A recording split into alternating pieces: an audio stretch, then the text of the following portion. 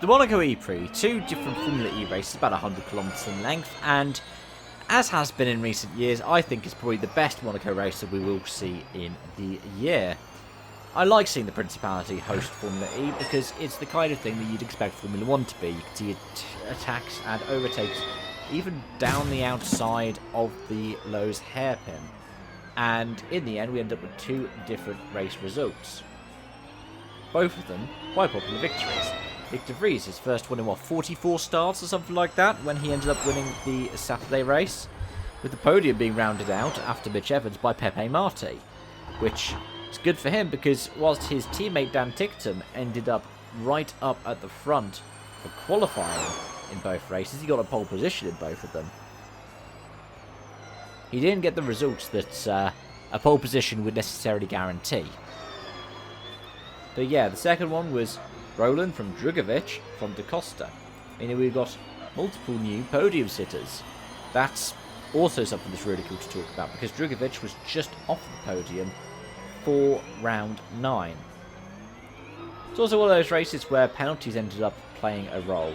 I mean, look at Adrian Mortara, who ended up with a 10-second penalty for the contact right at the start of the race. Now, going where he did on lap 1 at the Nouvelle Chicane, not the best of ideas.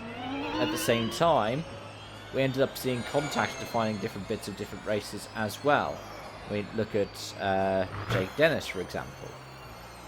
Look at Antonio Felix da Costa.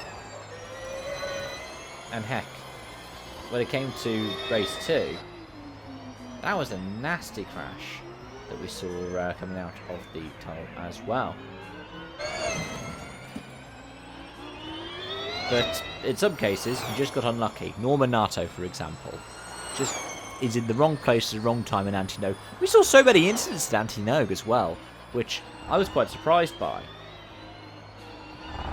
What I like when you talk about Formula E and when you talk about two different races, they are two different races. Pit boost strategy, the first one, didn't necessarily have that much of an impact.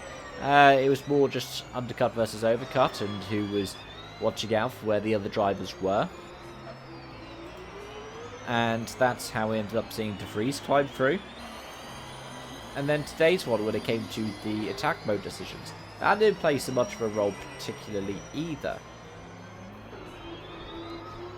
But I say that, I'm trying to find who the next fastest lap was after Oliver Rowland. I think he was on the fastest lap by nearly a second out of those who were eligible. Which, well done to him, eh? And as for the standings, does it do the most Formula E things and shake up the standings? It does a bit. Mitch Evans is up at the front on 128. Oliver Rowland is up into second on 109.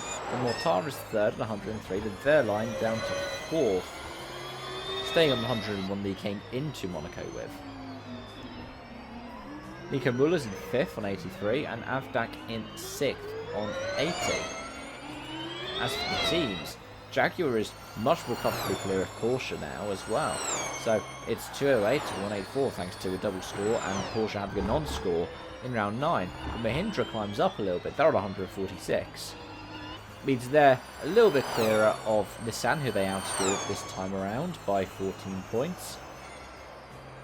Whilst Nissan grows a little bit over in Envision, who end up losing a fair bit of momentum to Andretti as well.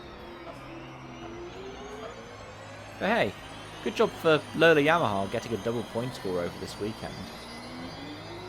As for the manufacturers, Porsche ends up with 27 and 26 points, Jaguar 28 and 27, so that gap goes down, 2 point swing in favour of Jaguar.